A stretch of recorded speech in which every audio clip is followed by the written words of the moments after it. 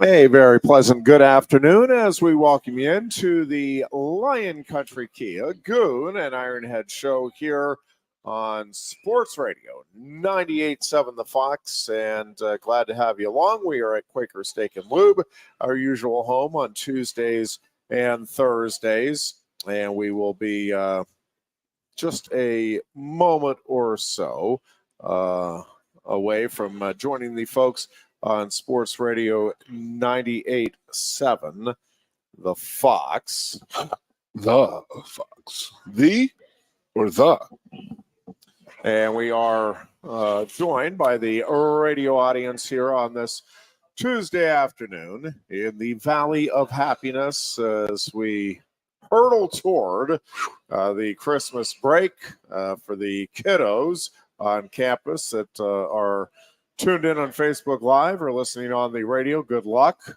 Stick with it with your finals throughout the course of the week, and then enjoy your break. I don't know. Did you major in communications? Yeah, broadcast cable. Is that what your major was? Yep. So my major was history. Yep.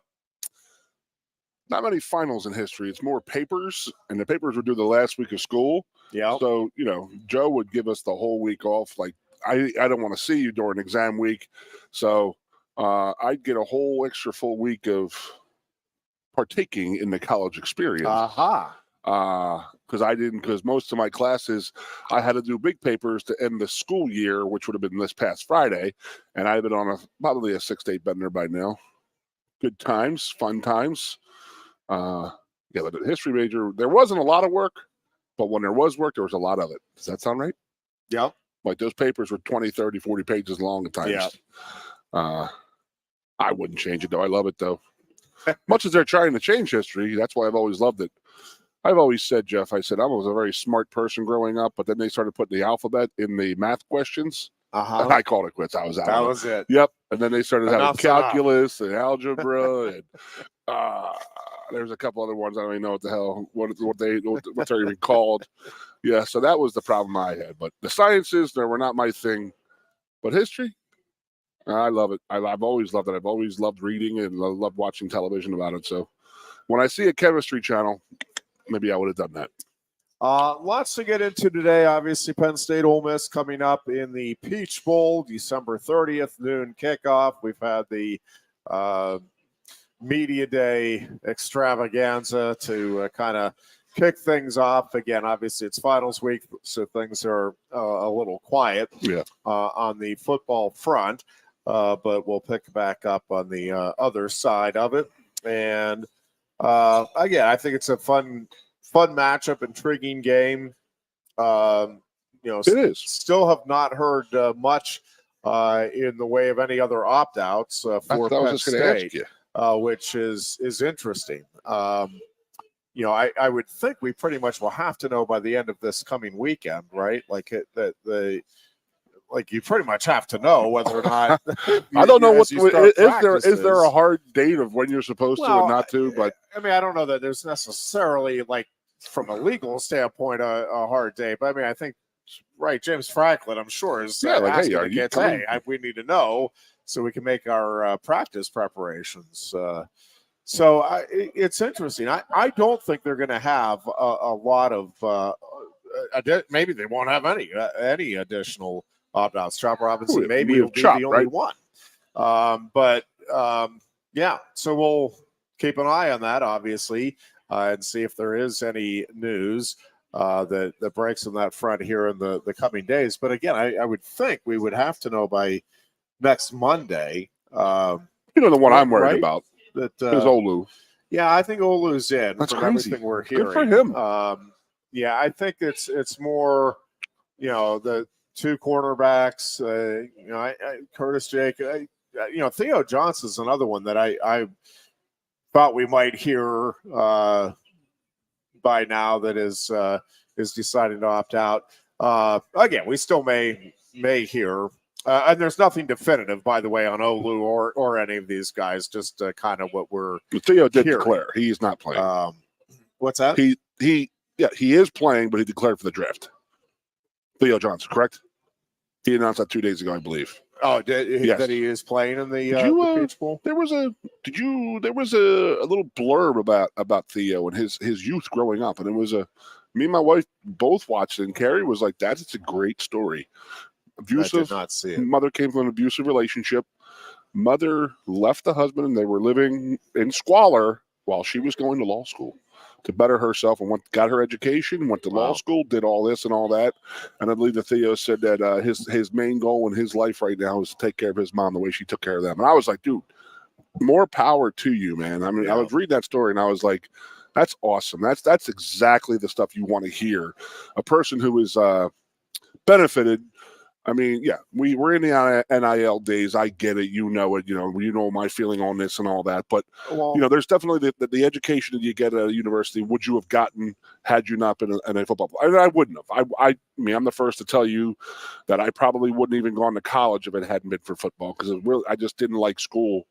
And that was when it was getting to the point where it was like everybody has to go to college type of thing. But you read stories about that, and guys who've utilized their education by playing football and getting great education and bettering them and their families' lives, and that's what I love.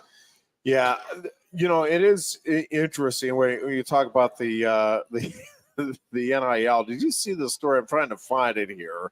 I know Sports Illustrated. I'm trying to bring up I saw it a couple places, but Sports Illustrated had the story on there is an effort to get Marvin Harrison. Oh my God, Jeff! To stay back at Ohio State, and they think they may be able to potentially even get him more money next year, just for the 1 year, than he would make signing an NFL contract. And that's one of those things, as I'm reading, it's like, I don't know why this never occurred to us, because listen, if you have million and a half dollar offers and deals being made for kids who haven't stepped on campus yet, right, then it makes sense that there's going to be bigger money. It's just one of those things, as I'm reading, it's like, oh yeah, well that could at least potentially happen.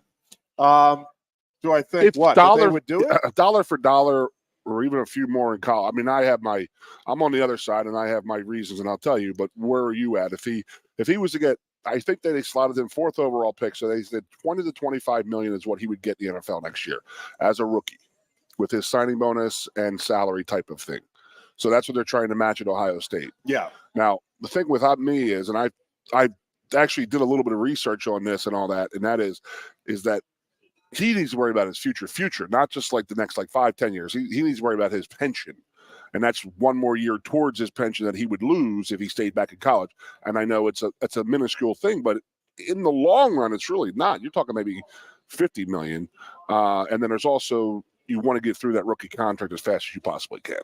And you're going to put yourself back another year. You know what I'm saying. Yeah, but money wise, while you're moving ahead, though. Yeah, and 20 to 25 million is the numbers that they're talking for that, and that's insane. Yeah, I have no. I mean, again, it's going to come down in part to. I mean, obviously, he's Marvin Harrison's son, so from a family standpoint, I don't think he's hurting for money. I mean, I don't think this is one of those. But it's a business.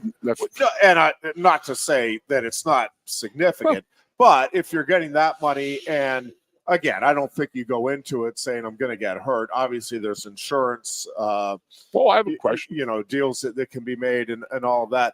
It really, I think, comes down to, how much are you enjoying the college experience? How much do you want to be part of that? Because, again, knuckleheaded me would be like, man, stay in college as long as you can. It's just a wonderful experience and opportunity. At the NFL, it's just business. College, while it obviously is now business, it is also, a pretty neat time in your life. I don't know where he's at. I haven't read anything in terms of has he already graduated, or is he getting his degree in the spring, or how important is that to him? All of those things. I mean, I just don't know.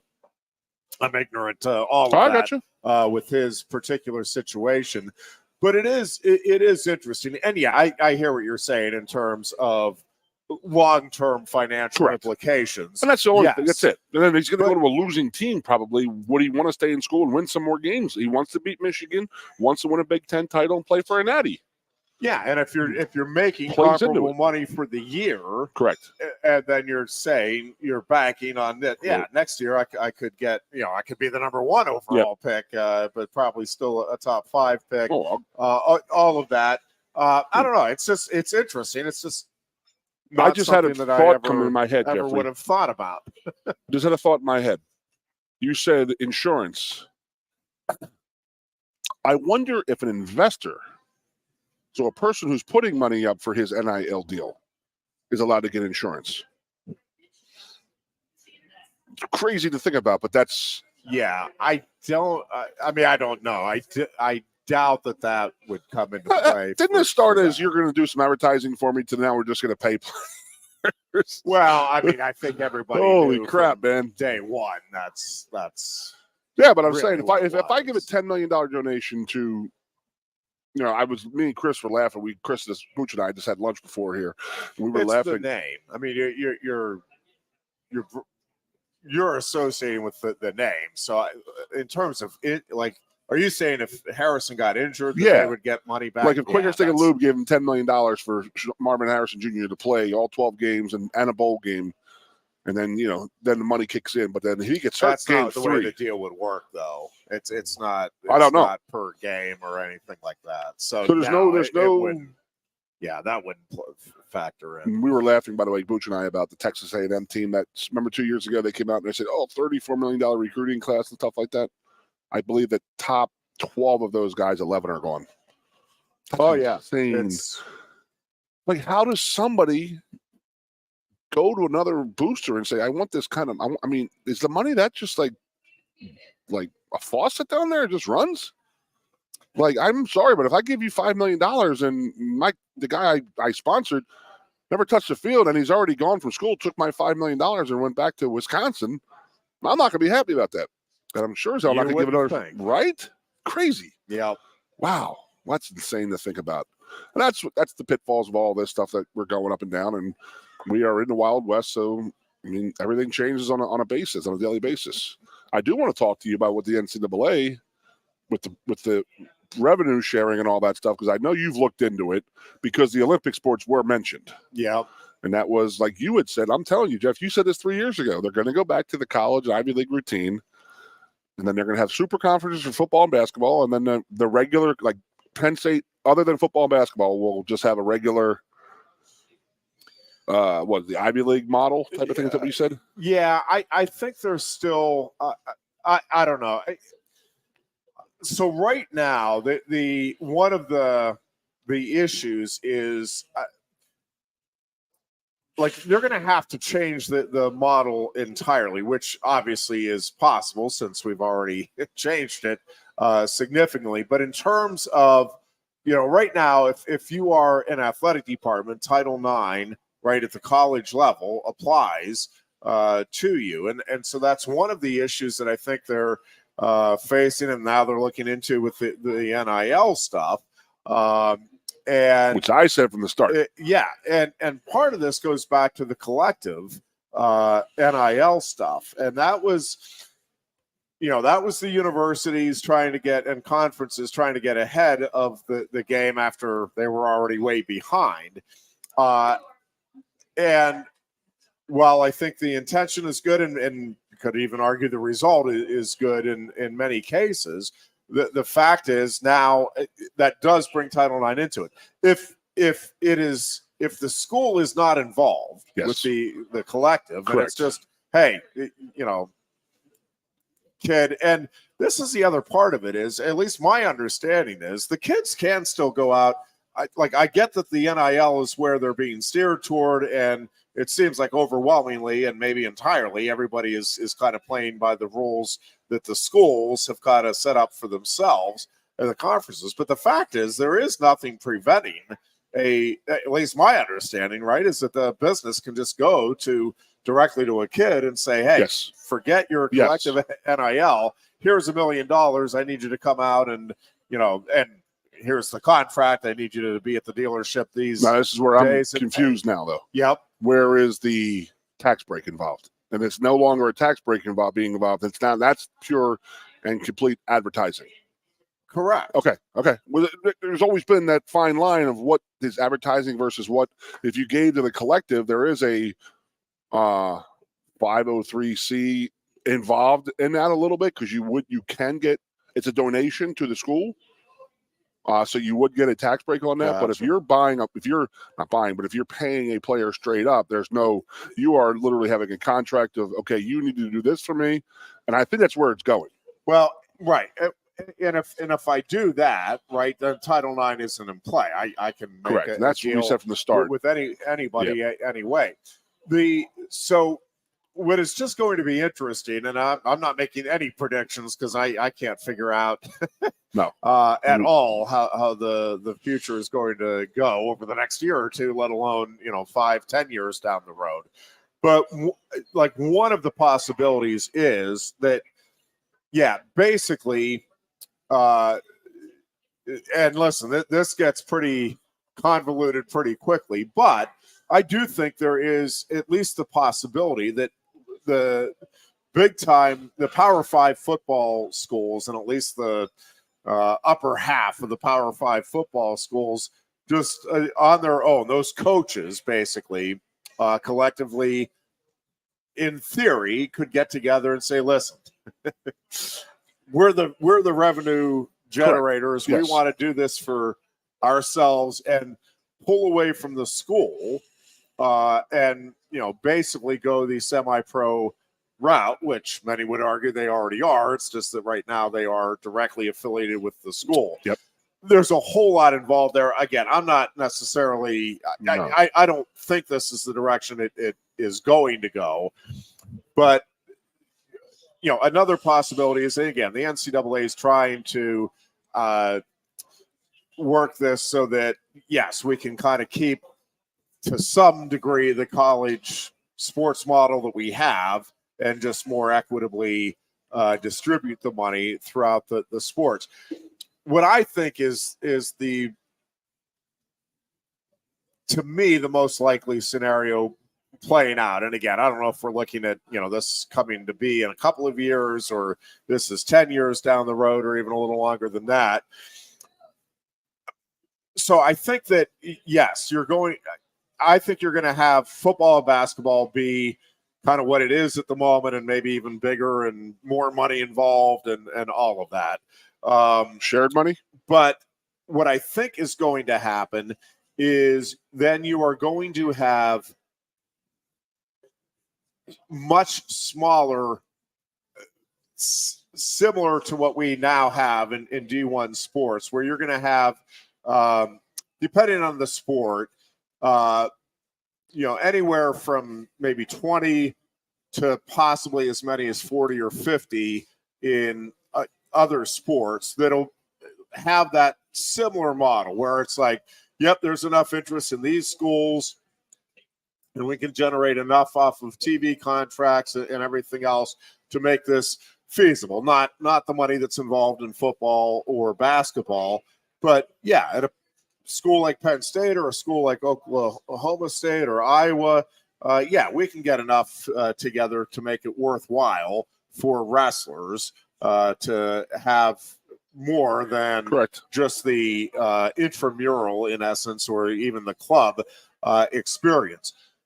But I think all of those sports are going to go to that. So like, Connecticut and Tennessee are big in women's basketball, and there will be pockets of that. And maybe women's basketball stays kind of, that's where the Title IX comes in. That's where they pair it up a little bit. So it could. The universities don't look so bad just going with all male sports. So, then I think, again, with all of these other sports, lacrosse and swimming and tennis and golf and northern baseball, everything else, gymnastics, you're going to end up with a club model for most, and then there will be one kind of smaller elite league, if you want to call it that, where it's similar to what men's gymnastics is now, which I don't even know what they're down to. I think it's fewer than 30 schools now nationally that have it as a varsity sport. But the competition there is outstanding. Like, Yeah. I mean, Penn State, Ohio State, like the schools that have men's gymnastics, the worst of those schools have really good elite gymnasts. And I think that's, and again, we can argue probably either way, whether this is good or bad long-term health of intercollegiate athletics or universities as a whole. I think that Penn State think it's going to be different. Penn State will still support those sports. They Some do as sure. of now, for sure. Yeah. So my question is, if we do go to this, I'm just going to put football out there because I know there's like 300 Division I basketball programs, but there's only about 103 Division I football programs. I think about that. How many do you think would want to join this conference? Not this super pay for play, and is it an invite only? I mean, this is a great topic because, I mean, I wish I had a couple of shots of Jaeger and a beer in front of me because this, honest to God, I mean, this is what I want to talk about. I mean, is it like, because I have visions of like 50 schools and having 7 pods, where like, in the NFL where the AFC East plays the NFC South every 4 years type of thing, where, if we have these pods and we have a 13-game schedule, you might be playing a Alabama, Tennessee type of schedule, but then, the Penn State, the Syracuse, I mean, West Virginia, Pitt, are they in that 50? I mean, you really got to think about it. So you're going to say no MAC schools. I mean, West Virginia and Pitt would just go on history alone, I think. But I think a school like Temple would just say they're done. But my question, in my scenario, the type of thing, you know what I mean? Like if there's 50 or 60 schools invited into the super conference, do we now break apart the Big Ten and say, you know what, Northwestern, Purdue, Indiana, Illinois, why don't you go find somewhere else to play? Unless they're willing to, I mean, I don't know. Yeah. You know what I mean? Like I said, I mean, this is a great conversation piece because it's like, I would love to have this. I would love to play intersectional games because I think what just happened in this past year to Florida State is you're never going to see Penn State play a big person outside of the Big Ten anymore. It's pointless to do that. Yeah. Until we get to this next super conference thing, and that's the revenue sharing. That's the bottom line. So it's a question of they're going to share revenue. I think that they invite the teams. Yeah, I don't know. It's hard to think about all that is involved there. And, who all ultimately become the decision makers, right? Like college presidents, college athletic directors, coaches, agents, the TV folks and the internet folks. There's a lot of moving parts. I mean, there's a lot of folks that believe that the free TV component of this is going to be virtually gone. Is it free sooner rather than later because of the streaming services? And obviously, I mean, that clearly is what they're testing here over these last couple of years is, all right, what can we do here from a streaming standpoint and what kind of revenue can be But don't we pay for there? ESPN? Don't you pay for your cable bill on a monthly basis? I mean, if you have ESPN, the ESPN package, I believe it's $10 or $12 for those channels. Yeah. So you're paying already. You know what I mean? Are you trying to say that it might be more than that to get all those channels, like on a just pay for them on a weekly basis? Channels may not be carrying the sports. It may all go streaming. That is. But then ESPN would never. They're done. Fox would be done. ESPN, the whole Disney network would be. I think that they would go away. That's crazy. I mean, just Jesus. Yeah, I don't know. We have another shot of Jaeger here on this one. Jeez, now we're talking about the. I don't know that that's necessarily true, but it's I suppose possible. So you like that scenario? If it's like 60 invited teams type of thing, and it's pretty cool to think about who would be invited and who wouldn't be invited type of thing. And I would think for some teams, but then like you're still going to have college football at the MAC schools. at the AAC schools, the non-Power 5 schools. What do they call them? And what does that look like? I don't know. What type of? It's crazy. What does it look like now? Yeah, it's going to be interesting to I know it sucks how to watch all of this stuff gets sorted out. A Tuesday or Wednesday in Ohio with MAC shit. I mean, you see 10,000 people there. If that game's on Saturday, how many are there? I mean, I don't know. I mean, I know it's very hard to get to that game if you were like if my mom and dad, if I had played at one of the MAC schools and we had MAC shit on Tuesday or Wednesday, I don't think my father could. I mean, he definitely would not have been able to go to games. That's weird, right? Yeah. I mean, I would like this because I'm upset with this whole situation right now with the intersectional battles going away. I really liked playing USC when I was in college. Out of conference, we played Temple, West Virginia, Pitt. I mean, you're never going to see those games again. I mean, you're going to fatten up on 3 MAC schools or Villanova, James Madison, Delaware, like we have been the last few years. You're not going to see an Auburn on our schedule ever again. You're never going to see an LSU unless we all join these conferences because it's pointless to do it anymore. Yeah. It's dumb. I mean, Florida State, with what happened to them 2 weeks ago, it's bad. But there's no reason to go outside of your conference anymore to play these big ones because they hold no weight anyway. By the end of the year, they're going to pick who they want to pick, and it's I don't know, man. Yeah, Matt says the blue check marks on social media will oversee this conglomerate of college sports, and will have the final say. I wouldn't call it college sports anymore either. Well, yeah, and that's. I mean, it is. It's just again a completely different model. It is not the college sports that we have been accustomed to.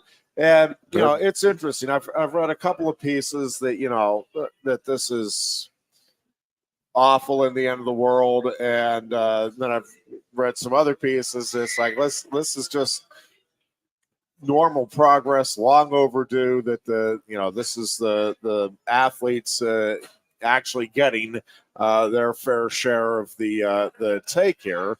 And the comparison, and I think it's not a bad comparison, is, and again, listen, I'm still old enough. I completely understand why it happened, agree with why it happened, and all of that. From a fan perspective, me, just a fan, I'd prefer no free agency in professional sports. I liked watching my Steelers year in and year out. I knew who was on the roster. Same thing with my Pirates. And when I was a kid, you know, I was a 76ers fan. Like, you knew the 76ers. You knew that team. There was a change or two, obviously, every year. I mean, you get new blood in and, you know, folks retire or trades and all of that. I mean, that still occurred.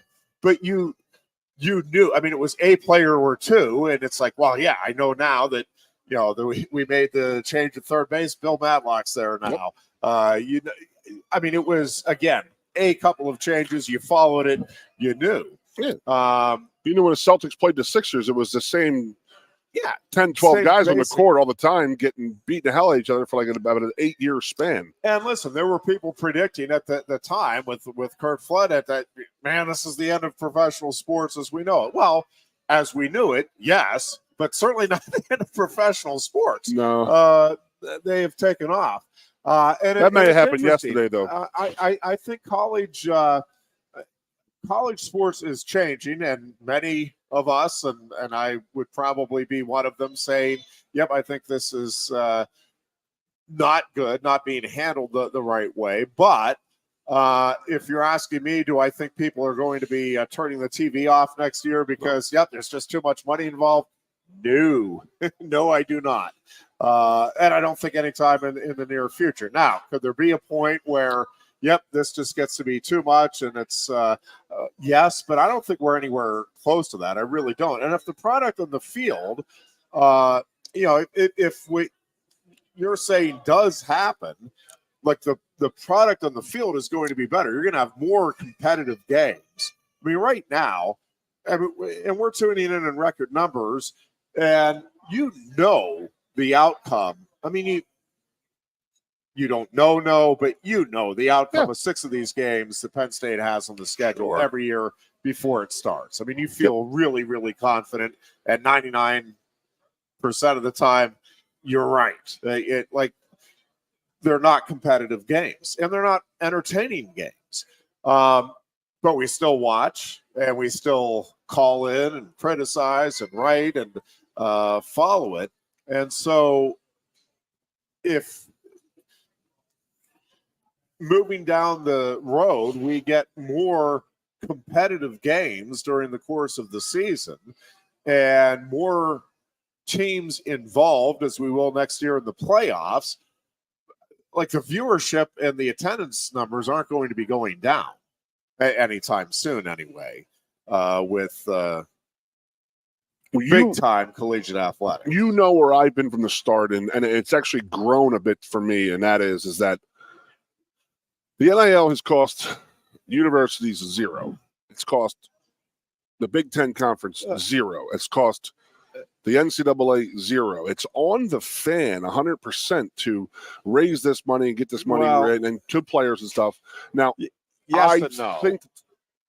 It depends on how you look at it, because some of the money that was coming into the university and that the university was using to help cover some of the expenses and stuff, it has now changed around. Now, with the TV and radio and streaming rights, it's not that the universities are hurting, but some of that ad revenue that was coming into the athletic department and being used by the athletic department as they saw fit, some of that money is now, when you say they're not paying, I get they're not directly writing the check, but that part of the income coming in is, I think, in many cases being reduced. Okay, just say Geisinger Health. So you're saying that they may have gave you $10 million to Penn State 5 years ago. Now they're putting $10 million to NIL contracts type of thing?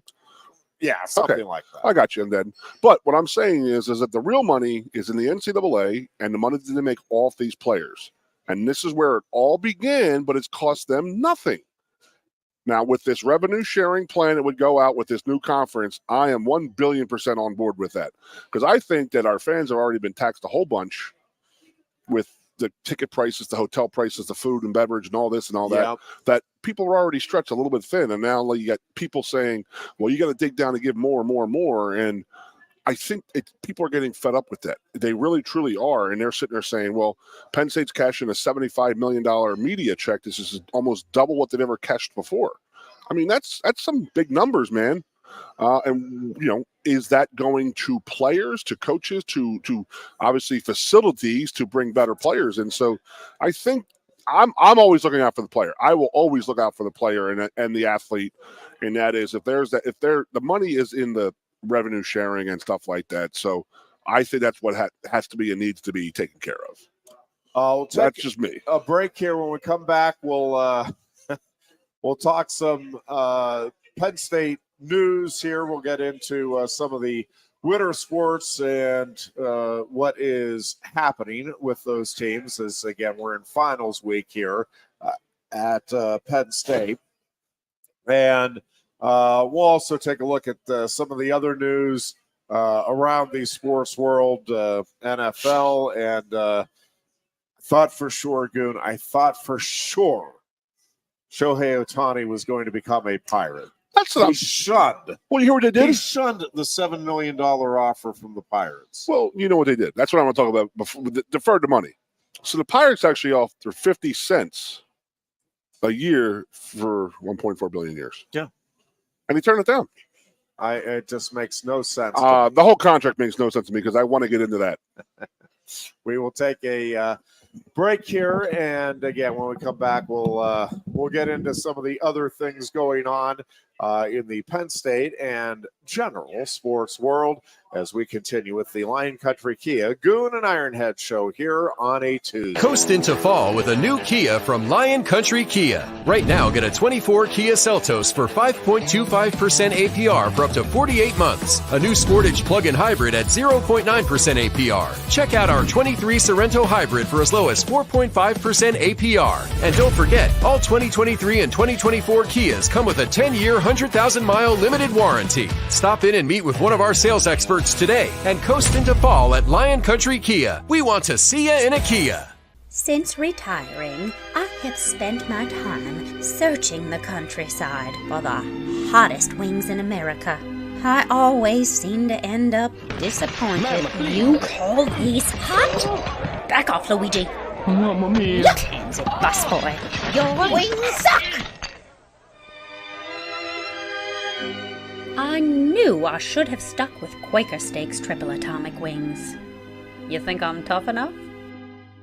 The Center Hall Farm Store has been serving Center County and beyond for well over a half century. A small family business, the Center Hall Farm Store specializes in animal nutrition and manufactures its feed fresh using local ingredients. Get the best in horse, cow, pig, chicken, and bird feeds. If you're not already a customer, stop in and see why so many of your neighbors are. The Center Hall Farm Store at 110 West Allison Street in Center Hall, or call us at 814-364-1393. Sioka Toyota of Williamsport invites you to stop in today or check us out online. We have the smart path to your next Toyota, like the all-new Crown, BZ4X, the all-new Grand Highlander, Corolla Cross Hybrids, Sequoias, and more. Over 100 new Toyotas here and on the way. Don't make a $1,000 mistake. Choose Sioka Toyota of Williamsport and see the Sioka dealership's difference. Buy or reserve yours today and see for yourself why Sioka Toyota is the only stop you need for your next new car. Sioka Toyota, it just feels right. Ready to be part of something bigger? Come pave the road to success at Glen Baker and discover a career where your hard work and determination can build a bigger, better future. Our team believes we can build a stronger future together. Join us at Glen Baker, where we value teamwork on the field and on the job. Go to GOHcareers.com to apply. GOHcareers.com. And best of luck to all the Center County sports teams all season long from everyone at Glen Baker. The Goon and Ironhead. Back to the Lion Country Kia Goon and Ironhead show here on a Tuesday. We are at Quaker Steak and Lube, the place to be if you're a little hungry, Oh, yeah. a little thirsty, or wanting to watch some sports action, or all of the above.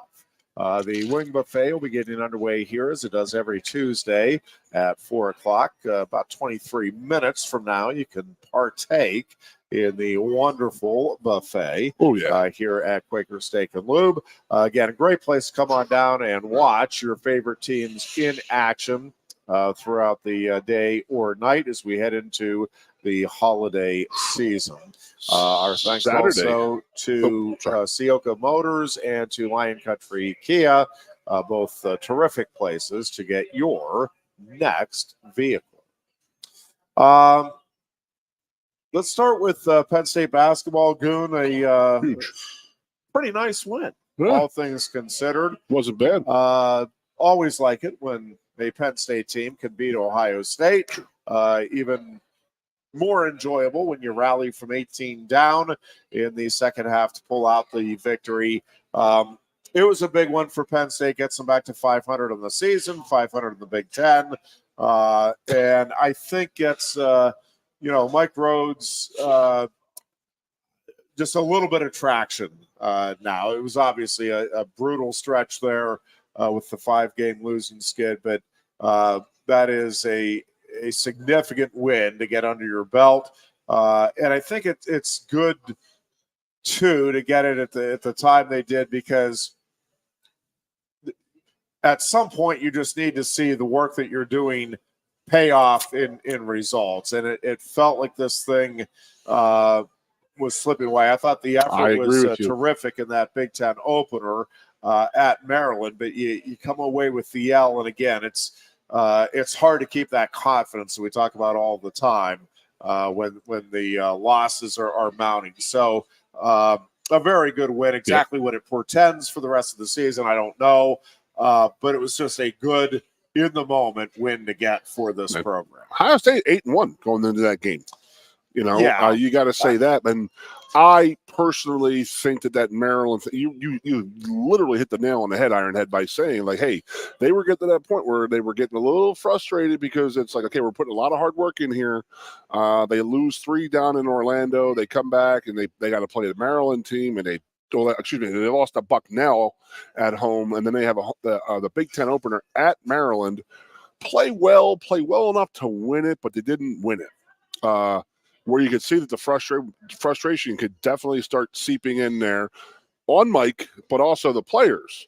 They're all pretty much new here, including Mike, to the Penn State culture and this and that in that building, and that was an absolute needed win.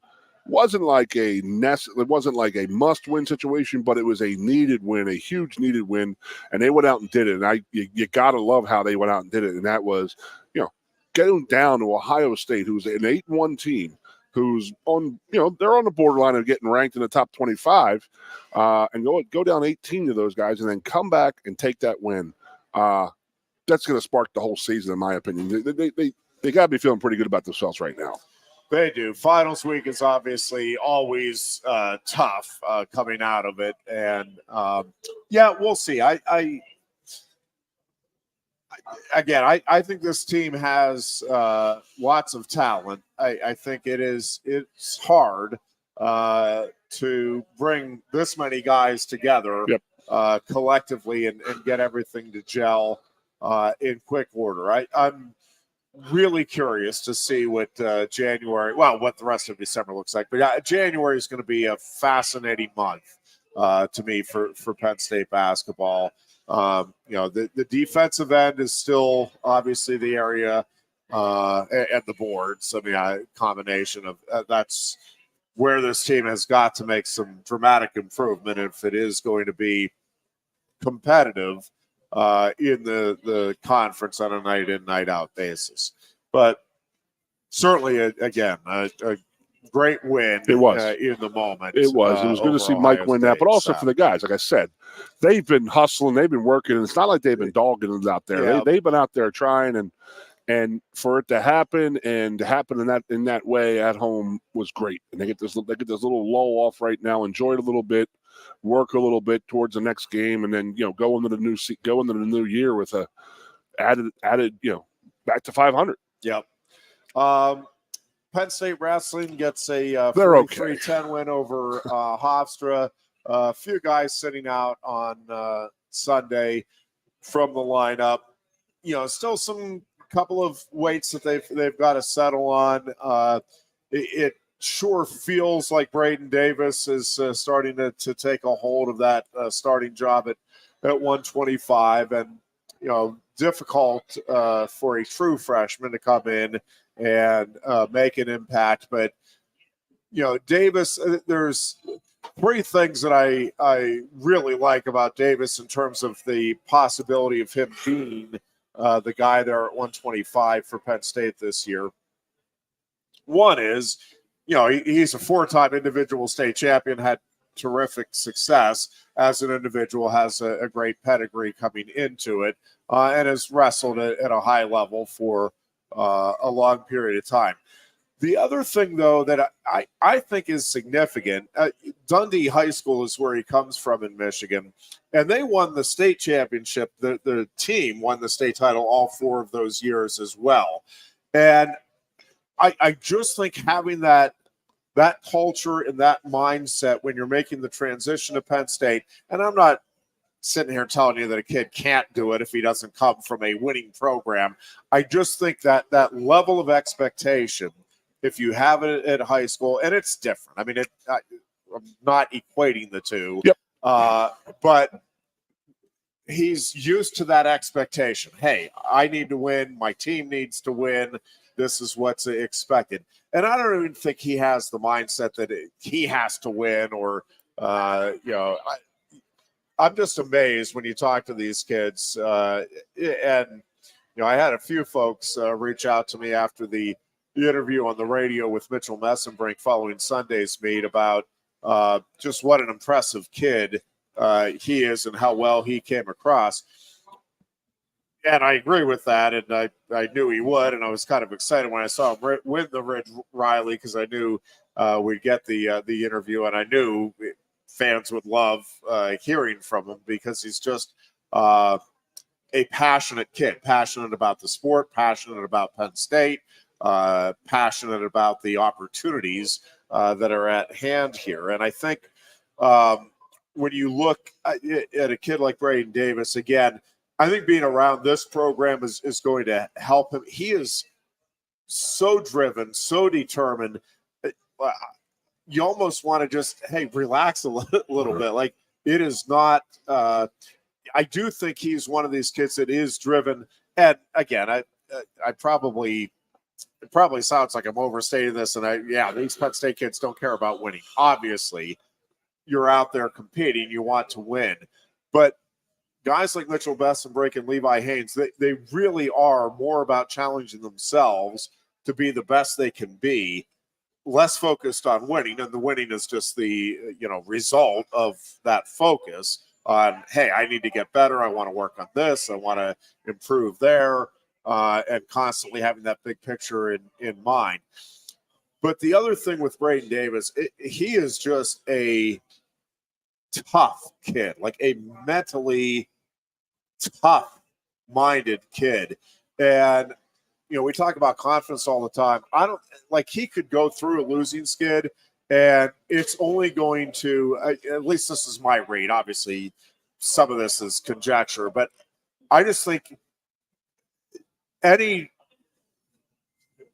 trials or travails he goes through, like this kid it's going to make him more resolved in what it is he's going to do, more resolute that I will be on top of the podium no matter what. And I'm not saying he's going to be on the top of the podium this year. I'm not saying, I'm not sitting there guaranteeing anything in terms of how this season will turn out. I love the background he comes from. I love the attitude he brings. And I think he's just one of these guys that he's going to get better and better with each match he wrestles. He's going to figure some things out off of every match about, hey, you know what, this works, this doesn't work for me at this level, at this stage of my career. And I just think if he is the guy that by March he's going to be a very tough out for anybody else. I have a wonderful question for you about the young guys. When they come in here, like, I'm not going to use the Mike Tomlin line, but the norm is the norm. It is what it is type of thing, right? There is that attitude, right? There is. And there has to be that attitude because that comes from the top, and that is to be the best. You got to work the hardest, do all this. And I've always said the best players I've ever played with were the hardest workers. And it was like, you don't really need to work that hard. But, they still did. So ultimately, in my athletic background, I was always like, I am always trying to outdo the ones that came before me. Just do better than them. And that standard's pretty damn high right now. It's very high. I mean, that is an absolute, what do you're shooting to maintain is what you're trying to do right now at Penn State with where it's at right now. Well, yeah. One of the interesting things in just covering this program and just listening to people, and obviously I've gotten to know some of the national media and the folks that cover the other teams, Iowa and Oklahoma State in particular, and it's just interesting when you go back to the beginning of the Cal era to now, and there were people that. And understandably so. I mean, I'm not faulting people, but it's like, okay, man, you guys, you got lucky. You had David Taylor and Ed Ruth come through together. Like, you're not going to have that type of combo again. I'm like, kudos to you. Good job. You wrote it. And listen, we think you're going to be good for a long time. Cal obviously is a great coach. But, I mean, come on, Taylor and Ruth together. Well, then you have Zane Rutherford kind of bridging it, and then you have Jason Rolfe and Bo Nickel that come through together. And by the way, you have all kinds of obviously other great wrestlers coming through the program, but it's kind of the same thing. It's like, okay, well, Rolfe and Nick, like, what are the chances that one program is going to get combinations like that more than a couple of times over a 10-year period? And then here comes Carter Starace and Aaron Brooks. And now behind them, you've got Levi Haynes and Mitchell Messenbrink. And again, I'm not putting pressure. We'll see how this all plays out. I'm not predicting or saying that these two are the next, that they're going to live up to what those kids have done. But they're certainly off to very promising starts. I mean, Levi was a runner-up last year. Mitchell Messenbrink in a loaded weight class, by the way. I mean, Mitchell Messenbrink to get on the podium this year to All-America is going to be a remarkable achievement. That weight is unbelievably deep, and 165. Okay, and and then Greg Kirkfleet obviously has got a chance to be a 4-time All-American and national champion, and it's and that's the other funny thing, just from a big picture perspective, right? Like guys like Nico Megaludis and Frank Molinaro and Quentin Wright. If you go back before the Cale Sanderson era and you use the standards that Penn State had, like these would be your all-time, and they are great. I mean, I don't want to come across that I'm diminishing their accomplishments, because I'm not. But they would be looked at as the standard bearers of this program historically. But now you have guys that are winning multiple Hodge trophies in David Taylor, 3 national titles, which, again, nobody had done before at Penn State before the Cale Sanderson era launched. And, now you could have this March the potential for 2 4-time champions coming through at the same time. And it's just unprecedented. I mean, we've not seen this type of success with any program ever in college wrestling. And I'm talking about individually. Obviously, Iowa had more national titles and per year and all of that during the Gable era. But when you look at the individual success, in particular since 2016, like we've not seen anything like this, where it has become the norm for Penn State to have 5 wrestlers in the NCAA finals. Half of your team.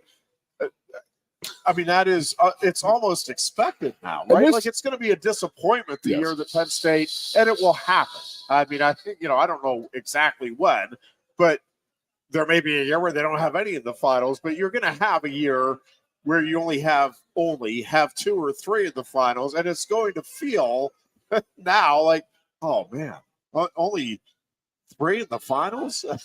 And it's crazy, because that is an unbelievable accomplishment. Getting a wrestler in the finals is a big deal. It is. There's 20 spots in the NCAA finals. There's, 80-some schools.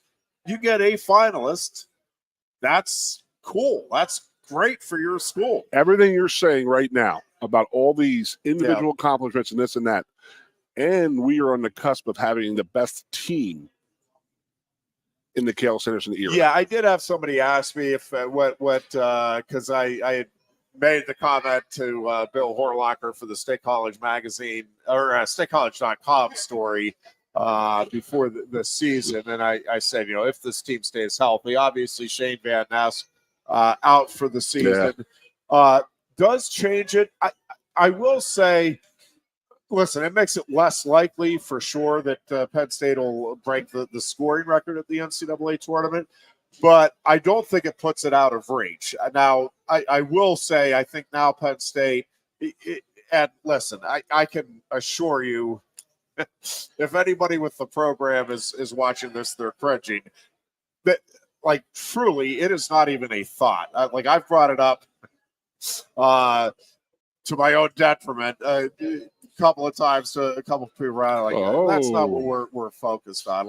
And they're not. Their focus is on, hey, we want to get these kids to their goal. And actually, I did a interview with Jimmy Kennedy, the third-year assistant, for the Penn State Wrestling Club newsletter, and not giving too much away here, but one of the things that, and I mean, Cale has said this repeatedly, like this isn't new, but it really does. It just was a reminder about where the focus is, and I think why Penn State has had the success it has under Cal. And obviously it starts with they recruit great wrestlers, great kids. But like if they had 9 champions and one kid that wanted to be a champion and finished third, I'm not exaggerating. The focus on that plane ride home or bus ride home from nationals would be, oh man, I feel for the kid. Like, you want all of these kids, and truthfully, you obviously only have 10 starters. Like, I don't think they'll ever, like, I think they could have 10 champions and they're still going to feel, there's going to be part of them that feels badly because there's a couple of guys that were in the backup role that wanted to be champions and just never had the opportunity. Like, they genuinely are focused on trying to help the kids achieve their goals, and the kids are focused on just improving. Like, the winning is the byproduct of, hey, I want to work my tail off. I want to have fun in the room with the sport. I want to learn as much as I can, and I want to bring that passion for it every day. And then, again, the result of that is, hey, I just happen to go out and kick butt every time I'm out on the mat. But I do think this team is going to be fun to watch. 149, obviously, with Shane Van Ness out now, is the other weight where there is a battle. I will say that if David Evans ends up being the guy there, it'll be a neat story only because, well, not only because, but because when you look at this Penn State lineup, and I mean, kudos, this is what the staff is paid to do. You're bringing in the best kids. But, I'll make the comparison. Going right, James Franklin wants as many 4- and 5-star athletes. If he could have a 5-star athlete at every position, he would do it. Like, there's not a coach that doesn't want that. But I do think there is genuine benefit to the team, and certainly to kids that are aspiring to join your team, that are in the high school ranks or even younger, to see a kid who wasn't all world coming out of high school. And David Evans never won a PIAA state title. He was a good wrestler. I mean, it's not that he came out of nowhere, but he was not the highly sought after Bo Nickel, Jason Nolf type coming out of high school. He has worked his tail off, and he is really good. How good in terms of the national picture day in and day out. I mean, he's knocked off some ranked wrestlers. He beat CJ Composto, who was ranked 6th at the time for Penn earlier this season. So, I mean, he's capable of beating guys that are at least All-America candidates here. There's no question about that. It's like having a walk-on your football team who goes out and has success, right? Like Matt McGloin was a great inspirational story, and he needs to produce, obviously. Like, it's only a great story if it's somebody that goes out and has success in that role. But you go back over the years, like Rocky Washington, and I mean, there have been a number of guys. Rocky Sr. was a walk-on? Have made an impact. I didn't know that. As walk-ons at Penn State. And again, I'm not saying you have to have that for your team to be successful. Obviously, that's kind of absurd. But I do think it can help kind of galvanize a team. It's like, man, dude, this is awesome. Like, I was a 3-time state champion in high school. Everybody else in the lineup won 2 or 3 or 4 state titles. It is awesome that you're now doing what you're doing at this level without having that type of background. And again, for young kids looking up, it's like, oh, maybe I don't have to be all world. Yep. If I work my tail off, I could, become this. That's down a great the road. question. I just think there's something neat about having those stories on your team. And, David Evans, Connor Pierce, Tyler Kasak, all terrific kids. I don't know how that's going to shake out. Kasak obviously has a very promising future in front of him, but whether they want to redshirt him this year and how that all plays out remains to be seen. But if Evans ends up being the guy, I think it's going to be a really neat story to follow and to see, how he parlays the opportunity into to potential success. And Penn State has had, over the years, there's been a number of guys that have done that, have gone from so success in high school to the All-American stand, and not just Penn State. Obviously, a lot of schools have had that, but those to me are just compelling stories, and I think they're fun too. stories. Yeah, I think they're fun stories to watch. Yep. We'll take I got a little surprise for you when you come back, Jeffrey. All right, we'll take a break here. We will be back with more. It's the Lion Country Kia Goon and Ironhead show. We are at Quaker Steak and Lube in State College, and we're back in Miracle. Coast into fall with a new Kia from Lion Country Kia. Right now, get a 24 Kia Seltos for 5.25% APR for up to 48 months. A new Sportage plug-in hybrid at 0.9% APR. Check out our 23 Sorrento hybrid for as low as 4.5% APR. And don't forget, all 2023 and 2024 Kias come with a 10-year, 100,000-mile limited warranty. Stop in and meet with one of our sales experts today and coast into fall at Lion Country Kia. We want to see you in a Kia. Since retiring, I have spent my time searching the countryside for the hottest wings in America. I always seem to end up disappointed. You call these hot? Back off, Luigi. Mamma mia. Your hands, busboy. Your wings suck.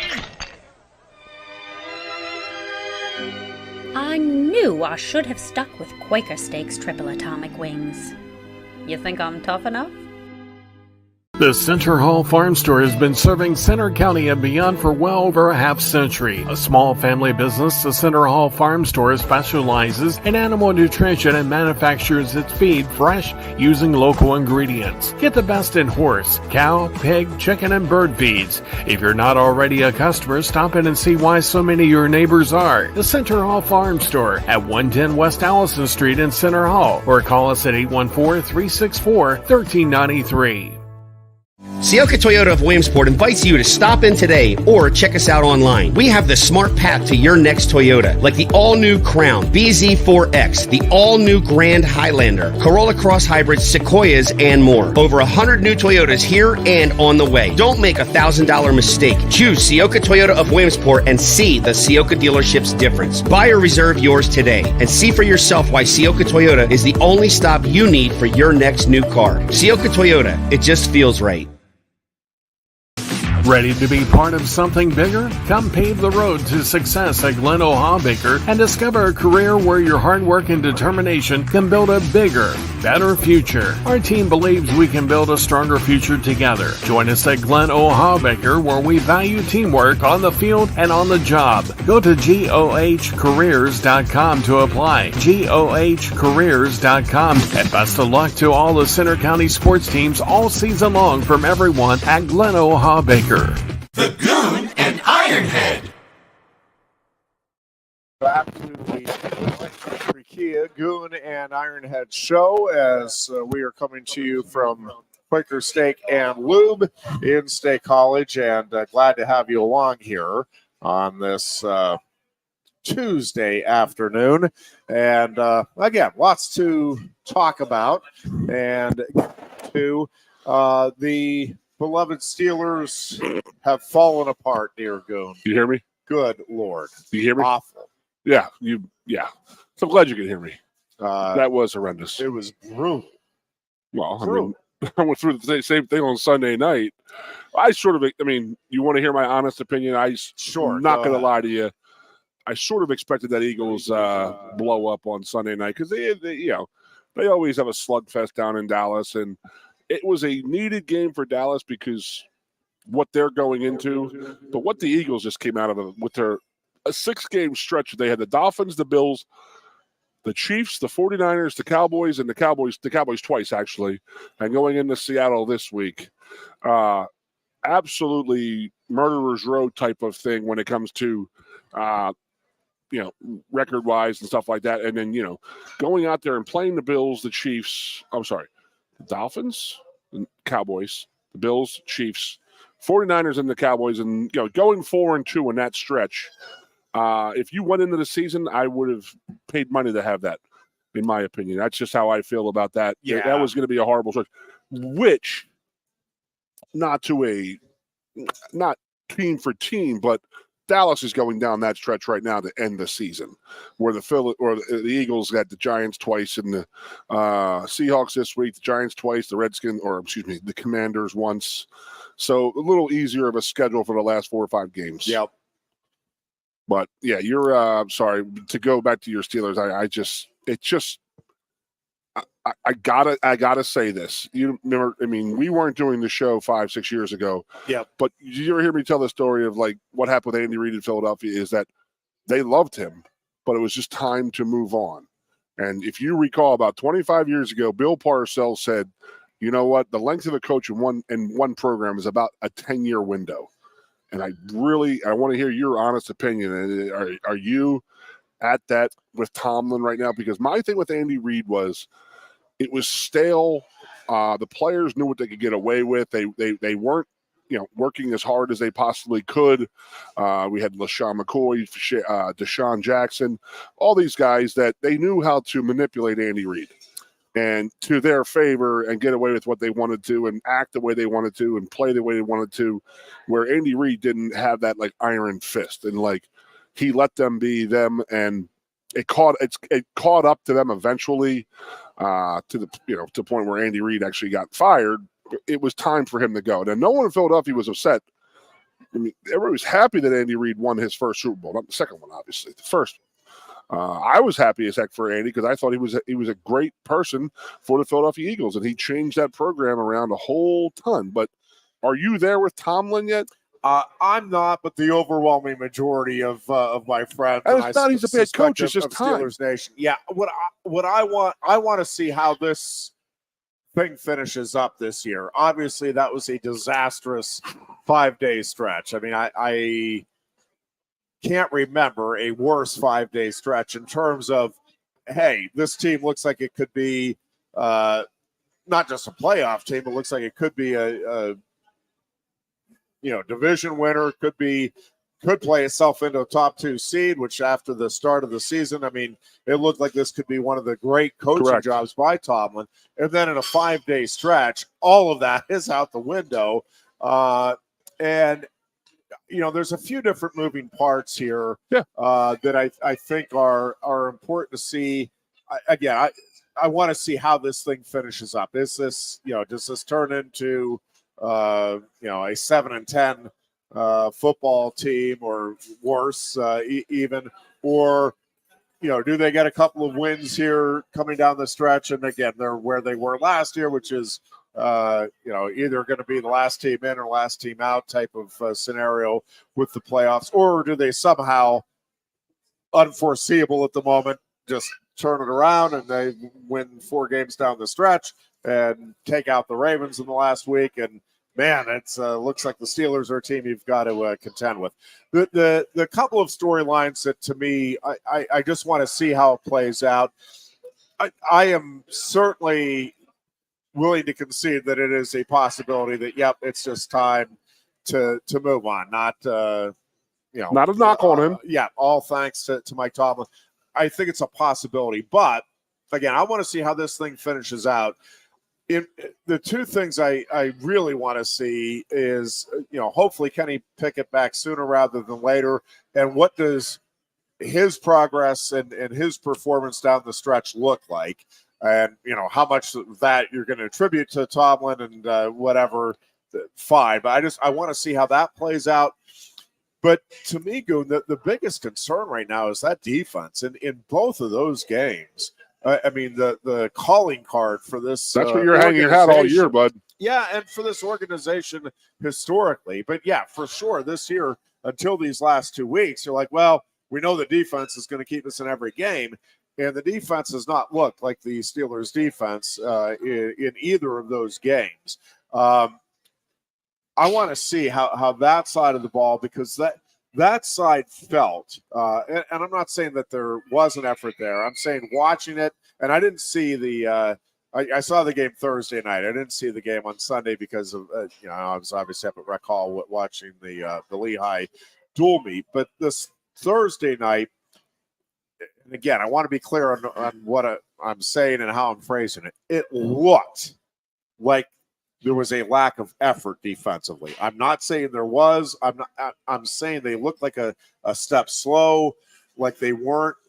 I mean, you're used to the Steelers taking it to the opponent, being on the attack, and it felt like they were just, soft and waiting to see what the opponent was doing.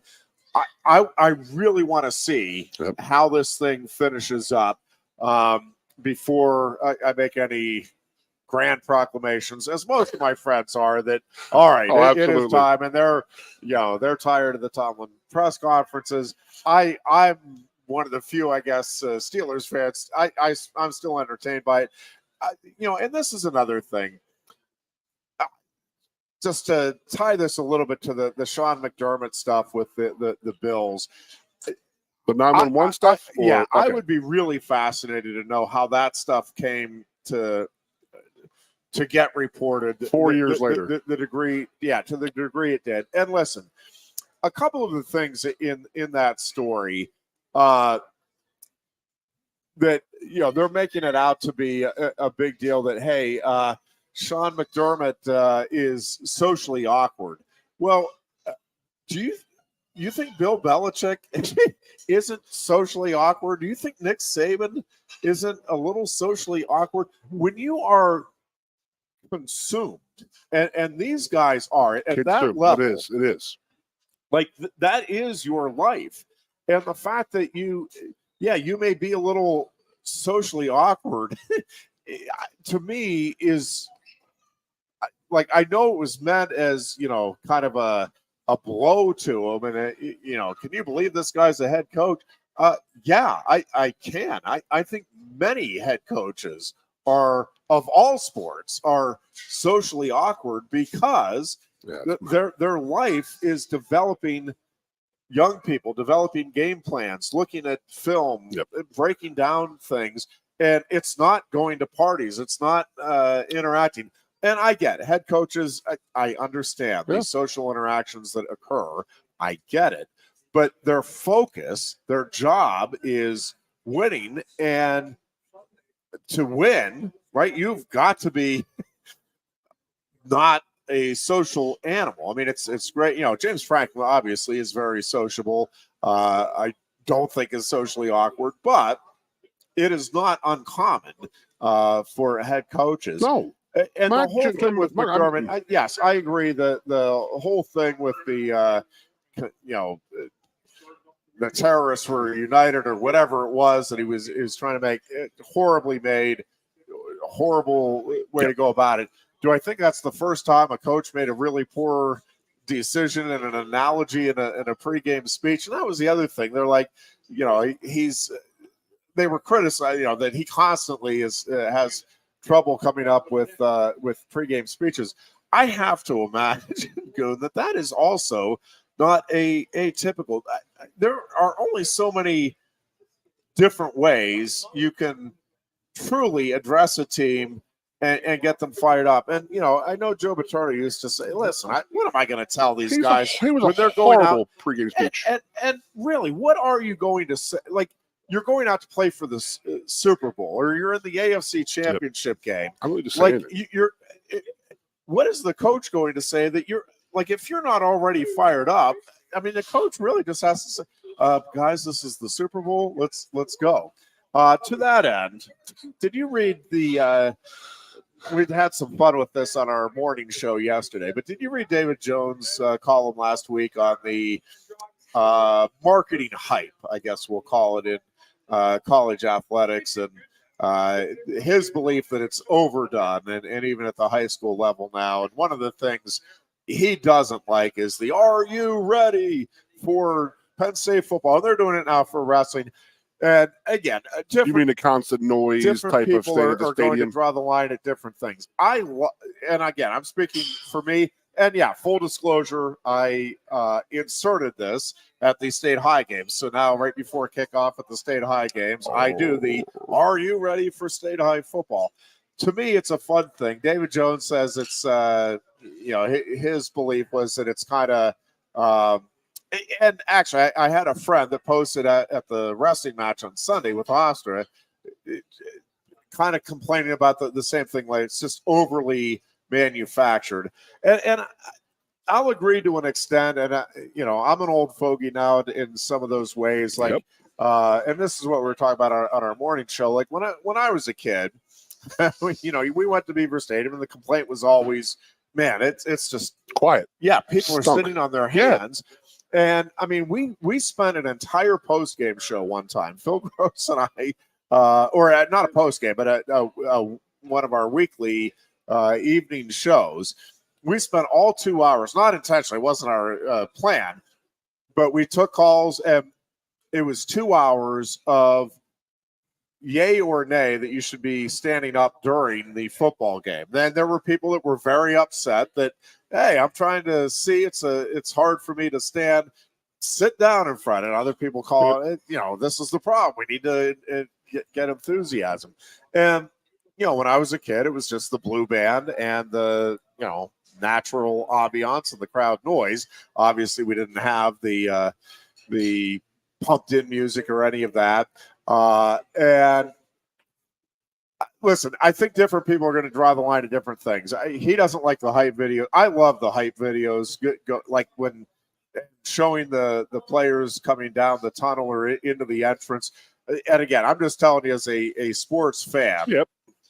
Like, I eat that stuff up. Like, as a consumer, that's the stuff I like. I like the people that put together the little clips of Penn State wrestling, and these are the Jason Nolf highlights, or these are the Bo Nickel highlights, or watch Levi Haynes and the highlights from the NCAA tournament. Like, that stuff to me is fun to watch, and I like it before the game. It to me, it gets you in that right frame of mind. But I had a friend who posted this, like, because they're doing the "Are you ready for Penn State wrestling?" She's like, yeah, that would be why I'm at Rec Hall, obviously. And I'm like, well, I get it. Like, I don't know. It's different people are going to have, and I don't know what kind of response. I'm curious. Maybe I'll try to reach out to him. I'm just curious what the response that he's gotten to it, because I'm sure there are people that like, yes, just let us go watch the game.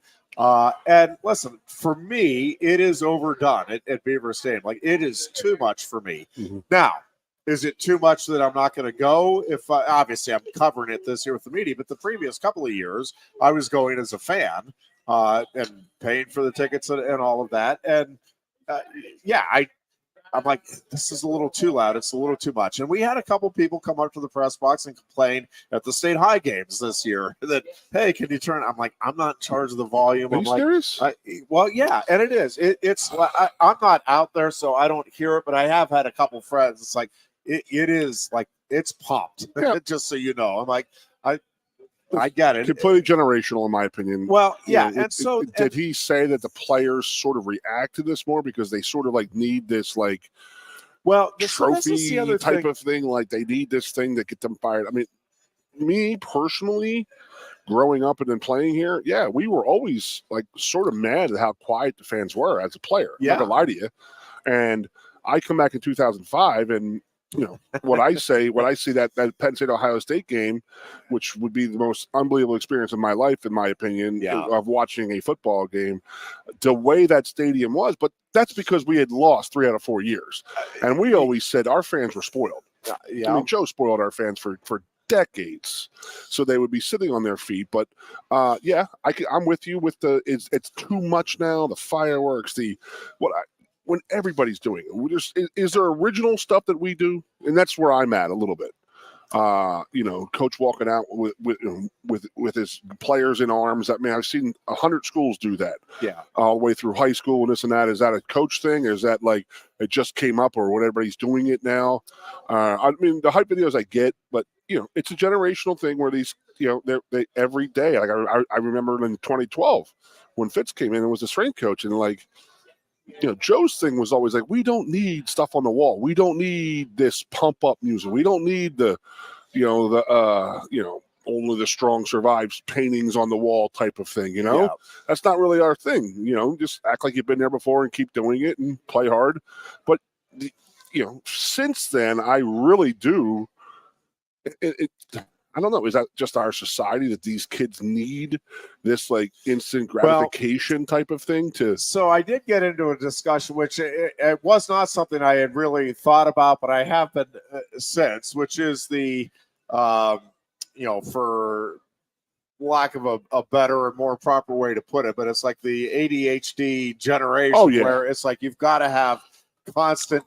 And so, do the players kind of expect it? And would they be like, if you went back now, if you had a game, and it's just like when the networks did the, was it NBC that did the game? I think they did a couple of games, but the game with no announcers. And it's like, people like to complain about the announcers, and I don't like this guy. I don't like that guy. He talks too much. He overanalyzes. He doesn't offer anything new. I mean, the criticisms were across the board.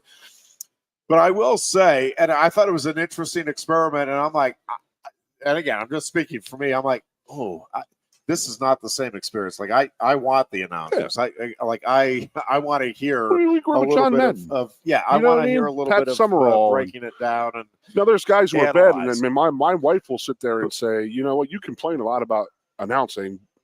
You really do, because it's like some guys are just really not good at it. Like I'm watching that hoops game Saturday night. Did you watch it? Just Settles not wasn't with good. The sound. Just Settles wasn't good as a color commentator. He just wasn't good. And we were making like jokes up. Like any of the... me and Carrie were like, did he just say that he's in the all weight room team? And I'm like, did he just like make that up, or does he actually have a thing that he releases like the all weight room because he looks big and jacked? And it was just it's trying too hard, and then they try to push these. Their stuff on us too much, but see, it's funny because different. Again, everybody has their own taste. Like Gus Johnson is just I like Gus. For me. I know, but I like him. Yeah, I know, and a lot of people do, and I'm like, it's just not like it for me. Yeah. I'm like, you're watching Indiana, Purdue, and it's the greatest touchdown in the history of the world. Well, you're like, I don't know And again, there are people that love it. I get it, and you got to go with your shtick and what you do. I'm not suggesting that he cater to me. I'm like, but I just think he overdoes. He's worn me out. Made up nicknames. He's worn me down a little bit. And again, everybody has their own. I mean, I got one Chris for you. Collinsworth drives people crazy. There are, Dickie Vitale. Growing up, it was. Dude, Dickie Vitale's doing the game tonight. We got to watch. Know, there's about a 10-year window where it was like, dude, this is amazing. But then it got like year 15. It's like, oh, he's a diaper dandy, and it's just like he just like forced all his sayings in the whole show. They just seemed way too forced and didn't come naturally to him. We're at the point where it's like, all right, he's annoying now. I don't want to hear him. Baseball is, I think, where we're going with this. With you should ask David Jones that, and that is, I know multiple people. So do you. Who hate going to baseball games because they want to hear the bat and the ball. They want to hit the glove, hit the ball, hit the glove. Yeah. They want to hear the contact. They want to hear the chatter and this and that, And then every pitch, there's a boom, boom, boom, boom, every other pitch, and there's a battle charge thing going on. I mean, back when we were growing up, I mean, you heard you hear that one time a game when it was like a big important part of the game, and that got the crowd all fired up, and it did. You remember when you were probably old. I mean, I was a kid watching my brother play, but the wave came about 83, 84 to Penn State. And I thought that was the greatest thing in the freaking world. Yeah. And then it was like, even if every fan was into it. Oh, yeah. And then remember they did the reverse and then they had two going at times. And it was so cool. But then it just wore itself out. Like, I mean, I even hear people say, thank you, you're welcome on the We Are Penn State. We are, thank you. 3 times, and then you got to say thank you. Yeah. And some people are like, stop with the thank you. But then when do you know when do you stop saying we are? Yeah. You know what I mean? Yeah. It's like one of those things that's like, that's our thing. So if you're in an airport, I see somebody walking past me in a Penn State shirt, we are. Or if I see an Eagle shirt, I say go Birds, type of thing. But, now it's like, we are, you're screaming. But then the thank you, you're welcome, I'm not a big fan of that one. Yeah. Or these days, it was just in the airport the other day, guy with the Steelers sweatshirt. Hey, we suck. Yeah, we do. Jeez.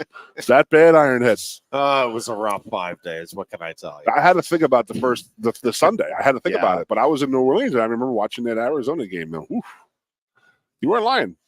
No, that was a tough 5 games.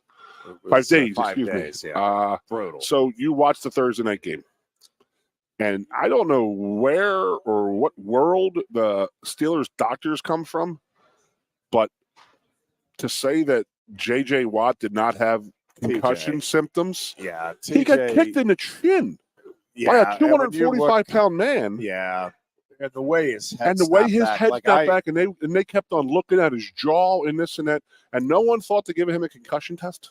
Come on now. Yeah, is he cleared this week? Did he clear protocol yet? I have not. I have not seen anything today. As of yesterday, that's going to be ugly if he don't play. Yeah, it's he is a again. I would have him in my my MVP. So conversation. I went down the Ironhead route. Yeah, you are the most valuable person to your team. Yeah, if you watched that game last night in South Florida, you pretty much know how important Tyreek Hill is to his team. Yep. I mean, I think one of the funniest things I saw today was a picture of Tua's younger brother, and it says Tua without Tyreek Hill. And I was like, oh, it's very, very true. They were lost as an offense without him. There's no question. I mean, they had to put a guy in there who was hurting, and they ended up, I just saw the stat. He ended up playing 39% of the snaps last night when he normally plays 69% of the snaps. Is that what it was? So he was very limited to what he could do, but what a difference he made. He made those 2 catches to get that winning touchdown. Well, what they thought was going to be a winning touchdown. Whoops. But those were 2 really good games last night. So I had to look up some stuff, Jeff, and understand why did they play 2 Monday night games at the exact same time. And they said that they've done 3 different times this year on Monday night football games just to see what would work going forward. Now, I am a fan of the 6 and 9 o'clock game because I don't like the fact that I couldn't watch. I tried to go back and forth with the Giants and the Pack, and then but that Miami game was fun to watch. It was, and I couldn't stand them showing DeVito's family anymore. But I hope that it doesn't go down that route of 2 Monday night football games, because Monday night I enjoy sitting down watching football, watching a Monday night game, and not having to go back and forth or picking which game I want to watch. Yeah. I mean, what if it was 2 really good games and one of them was the Steelers in a crap game, but you wanted to see the Seahawks play the 49ers? I mean, at the same time, it stunk. So I think that was all a test by the NFL last night, and to see how they want to go forward with it. And I don't know why you want to change up Monday night, because it's got great ratings. By the way, what was your take on Mahomes and the? Well, I go back to offsides. I mean, it's obviously a great play, and you hate to see it wiped out by that. But I mean, unlike the game we were at, where the Steelers were called for offensive offsides on a field goal at the end of the half, and then you look at the replay, and it's like he's not offsides. And not only was he not offsides, there was a Jaguar who was offsides. Correct. Like then, I think you have a right to be upset if there's. And what was it? They said there's been 11. Was it? I think or 11 or 12. I forget if that one made it 11 or there were 11 previous offensive offsides. So that means that was one of them against the Steelers. And again, that one, like you go back and look. Nobody's offsides there for the Steelers. Like that one is outrageous. 2 of them I know. This one was not outrageous. Like no. I mean, it's a devastating call. But if you're going to call, and we've seen some ticky-tack pass interference calls, and listen, it is tough being an official in any of these sports where you're asked to make judgment calls, and especially at the higher levels. Again, these are boom calls that can make all the difference in the world, obviously, to the outcome of the games. Yep. I got a lot of feelings on it, and to me, he's offsides. You don't want to get called for offsides. Check over with the official, which is what you should have done. He looked over, but he never waited for a response. Said, hey, he didn't he didn't wait. Right. He just looked over there. And again, to me, it was clear. Like people were saying it was inches. I mean, it was foot over. It was. By the way, two of your offensive offsides this year have been Travis Kelce's or Jason Kelce's off snap hand. He goes on a 4-point stance during that tush push, and they see the hand down there, and they think it's the guard's hand. So they have called offsides twice now on the Eagles on the tush push. But they did make that a league emphasis this year was that lining up all sides. And you see it. They can go to – they're going to all these games and say, well, they didn't call it here. They didn't call it here. They didn't call it here. But if he had been told throughout the game, back up, because he had done it 3 or 4 times. I mean, but he looked over, never let the referee give a response. Upset me was Mahomes. I was going to say before the game, like he's turning into Tom Brady. Like every time he throws the ball, he either wants a roughing the passer or a pass interference if there's an incomplete. And he gets it a lot of the time. He gets it a lot of Tom time. Brady did. Yeah. And it gets, and that's starting to irk me. And then the way he acted on the sideline with Jared Allen, and they had nothing but bad times against the Chiefs. Here's Jared Allen winning the big game against the Chiefs, and Josh Allen. Josh Allen. Yeah.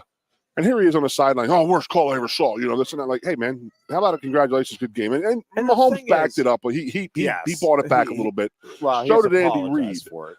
Andy Reid coming in there and saying, it's the worst. No, and the NFL is back. Well, you don't make that call, that situation. But you know what? You don't make that holding call that they called against the Eagles in the Super Bowl. Yeah, well, that's the thing. Yes.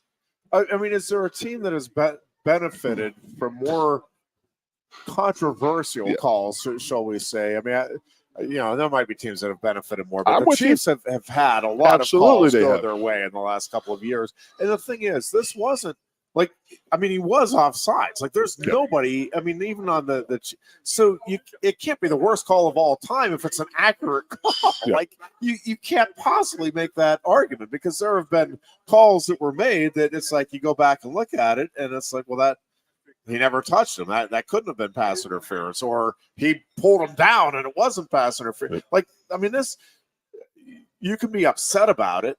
And that's fine. And you can say, man, if they were going to call it, they should call it earlier in the game. That's fine.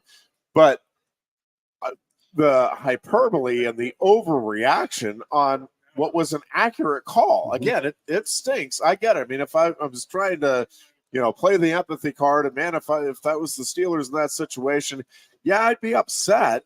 I would, but I don't think I'd be upset at the officials. I really don't. I'd be like, hey, knucklehead, we'll go over, make sure you're on side like that. Well, you're taught the first day of football practice as a kid. The blame, I think, was misplaced by the Chiefs, and there's been plenty of bad officiating this year. But to be angry when the officials got it right because you had a great play after it, I get the frustration, I get the anger, heat of the moment, all of that.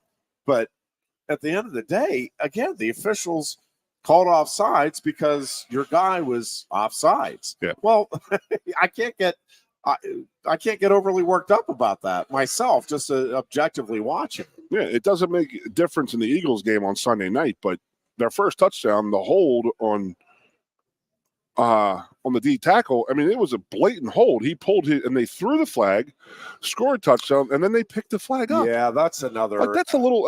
If you saw a hold, you called a hold. Right. Don't sit there and say, "Oh, no, I'm the referee. I saw it. It wasn't a hold. It was a complete hold." Yeah, that stuff. That's a little shady to me. Now, it made no impact on the game. Trust me. I mean, the Eagles were going to get blown out in that game no matter what. So, listen, I don't watch, these days because of the kiddo and all of that. I'm probably watching less football. I watch a lot. My wife would tell you way too much, but. Nowhere near what I used to watch, huh? You said kiddo? Yeah. I thought you said Kittle, and I was like, what the hell did George Kittle do? No. Sorry. The kiddo keeps us busy. Funny. So, but and maybe it's my imagination, it feels like we are seeing more flags picked up in NFL games this year, and that has always, like, to me, you should never throw the flag unless now the only exception of that is if you're seeing pass interference and the line judge says, hey, that ball was tipped at the line. Like, okay, I get it. Because you're seeing what you're seeing, and now you have additional information. Like, that makes sense. But if you're seeing a hold, like you saw a hold, then yes. And if you didn't see the hold, why are you throwing the flag? Well, I thought he might have been held, and then this guy says, well, no, he wasn't. I had a bad angle. No, you don't throw it on might be. Like, you throw the penalty flag if you see a penalty. And again, there are certain exceptions. That's the only one I can think of at the moment. It's the tip ball. No, the pass interference. There may be some other things where it's like, okay, I saw this, but yep, you had the better angle. But like, it seems like there's a lot of flags this year. I don't know if they keep statistics on that or not, but it seems like the games I've watched, there have been an inordinate number of flags thrown that then it's like, no penalty. No penalty, and I hate that. And then like, why? Because it was a touchdown? Yeah. Or, there was some bad calls. But you know how the interior line is called, refereed? So any referee can make any call in the field, yes, but you are positioned a certain. Yeah. So the left tackle and the right defensive end are watched by the referee. And then the 4 interior guys and the other guys are watched by the offensive line judge. The line judge to the left. So he's in charge of watching all them. And then, so you could tell by guys who are throwing the flag, but for the referee over here to call a non-hold when this guy's standing right there and override it, come on, man. Yeah. You had some that's not your call, first of all. Well, I guess it would have been. Well, it wasn't the left tackle. It was the left guard who did the holding. But, that's just the way it works. And you could tell who's throwing the flags and what it's for. When they come out, you're like, oh, it's definitely the left tackle type of thing. So, going forward. We'll take a break here and be back with a final segment on this Tuesday afternoon. This is the Lion Country Kia Goon and Ironhead show. We are coming to you.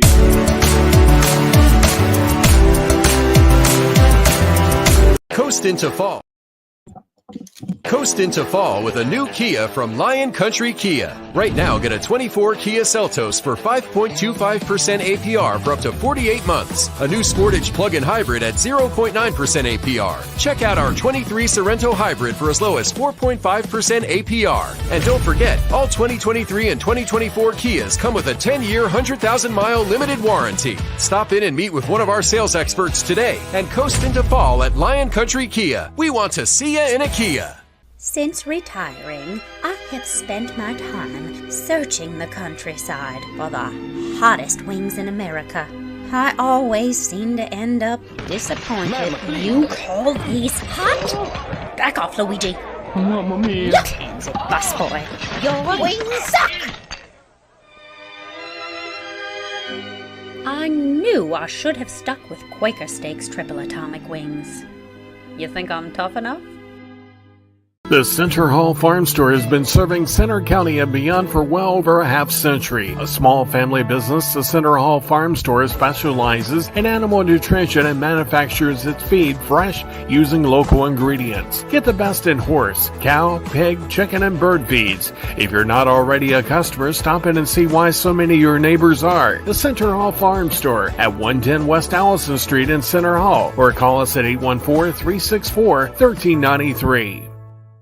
Sioka Toyota of Williamsport invites you to stop in today or check us out online. We have the smart path to your next Toyota, like the all-new Crown, BZ4X, the all-new Grand Highlander, Corolla Cross Hybrids, Sequoias, and more. Over 100 new Toyotas here and on the way. Don't make a $1,000 mistake. Choose Sioka Toyota of Williamsport and see the Sioka dealership's difference. Buy or reserve yours today and see for yourself why Sioka Toyota is the only stop you need for your next new car. Sioka Toyota, it just feels right.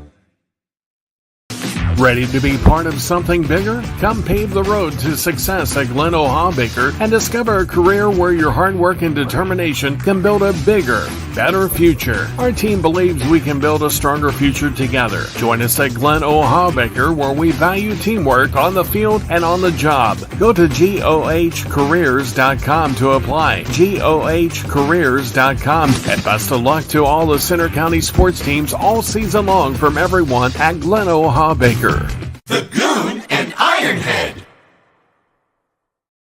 To the Lion Country Kia Goon and Ironhead show here at Quaker Steak and Lube on this Tuesday. The Lube, a great place to be if you're a sports fan or if you're just a fan of food and drink. I may have gotten Ironhead hooked on something else here, but in our last two commercials, I had a wing here the other day. It's their Chipotle barbecue rub. And I had Pretty it darn Saturday, tasty. and I said it tastes like Middlesworth potato chips. And I, for one, am a Middlesworth potato chip fan. Yep. Barbecue. I'm very, very, very, very, very fond of that. So, So I had Rachel bring a couple over to Ironhead, and he tried them. And I said, "What's it taste like?" And I said, "I don't." He said, "He doesn't know." And I said, "Middlesworth chips." He goes, "That's it. That's 100% it." So, So you asked me all the time, people, when do you go to bars? I said, I love going to the Lube. I love going to a bar type of thing when there's multiple sports on TV at the same time. Yeah. So Saturday, there's 6 college bowl games on and 3 NFL football games. I mean, other than if that that not is much going on. Not the beautiful day of a football junkie, of just having a few beers with your friends, watching 2 or 3 football games, I don't know what is. Come on down and enjoy. And this is the right to do it, because absolutely. you get 28 televisions in here. You'll have bowl games on all of them, the NFL games on, and the Steelers play Saturday night, right? Or Saturday afternoon. No, I think they're. No, I got to look. Did they ever have they done this Saturday triple header before? Because it's a great idea. And I think the NFL is doing such a good job of getting their teams out there. Like, you have seen a lot of the NFL teams, like just say the Arizona Cardinals. Yeah. Normally you wouldn't see these guys that much because they were expected to be a pretty bad team. But, there are times when they're on the national television game because that's the only thing on television today, and people will watch it. And like I said, we watched the Monday Night Football game with 2 of them on there, and they're testing out to see what people do and how people tune in. So, did more people tune in because there was 2 games last night, or the same amount and split? I don't know. Yeah, I can't imagine that more people would have tuned in. 4:30 kick for the Steelers. Okay, but there is a 4:30 and then an 8 o'clock game Saturday night. So, it's gonna be good. Steelers actually have back-to-back Saturday games. Yeah, the Bengals. I mean, the days of just a Sunday schedule are completely gone. Yes, I mean, the Eagles are on Monday night this week. They were on Sunday night last week. Before that, they were on. I mean, it's just been all over the place. And the Steelers too. They've been on some weird times. Oh yeah. And not really regular times on Sunday. I mean, Sunday night games, Monday night games, Thursday night games. Now we're talking about 2 Saturdays in a row. Who do they have next Saturday? Do you know who their schedule ends up with? The Ravens. Okay. Yeah. And then they have who's this week? The Bungles? No, this week's Indianapolis. Okay, Colts. They are down right now. Wow. Okay. Yeah. Well, so were the Cardinals and the Patriots. Come on, I'm trying to help you out here, Jeffrey. They're at Indianapolis, then home with the Bengals, then at Seattle, and then at Baltimore to end the season. Man. So, yep. I'll tell you what, Seattle's been on a lot of people's crosshairs this year. It just seems like as the Eagles play them, the Cowboys play them, the Niners play them this week, and now the Steelers play them in 3 weeks. I don't know. Did you watch that 49ers Seattle game the other night? I did. It was the 49ers coach said Metcalf will lose his head. There's going to be a reward for the first person to make him lose his mind. And if you watch into that game, what they did to DK Metcalf, they should have been penalized. Yeah. He was making a tackle because the guy who had the ball, who made the interception, Warner, he pitched the ball. How does DK Metcalf supposed to know that? So he picks him up, tackles him, and then Warner comes up behind him and smacks him in the back of the head and then runs away, and then they fight, and then Metcalf gets kicked out. I mean, Yep. I don't get it, man. I don't really get it. No, that's not good. But Justin Herbert, by the way, he's out for the year this year. Yeah. This week. He just got a bad finger, ring finger, passing hand. That's not good news. I mean, I think they've had 50. So he would be a new one. So the new quarterback, unless he's missed time. I don't think he's missed time this year. I think it'll be the 57th starting quarterback this year.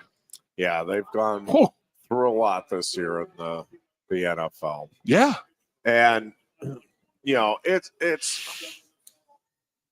crazy. They obviously are doing everything they can to protect the quarterback. The thing is, we have more running quarterbacks now than ever before. So, you can only protect them so much. Like, they're doing everything they can in the pocket, but, you pretty much have to allow the defense to tackle him when he's out there running. Dude, Will Levis last night, Homer was like a battering ram out there. He ain't going to make the season doing that. He can't play like that all the time. And it was great because he inspired his team. And Hopkins said it after the game. He's a dog out there, and he was hungry, and that's great. But you're not going to last in the NFL playing that type of. That's Cam Newton type of stuff. Yeah. Yep.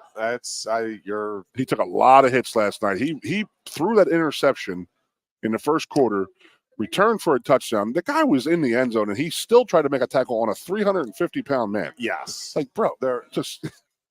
There are times where discretion is the better part of valor. He needs to smarten out a little bit. But, hey, good win for him last night. Great win for him.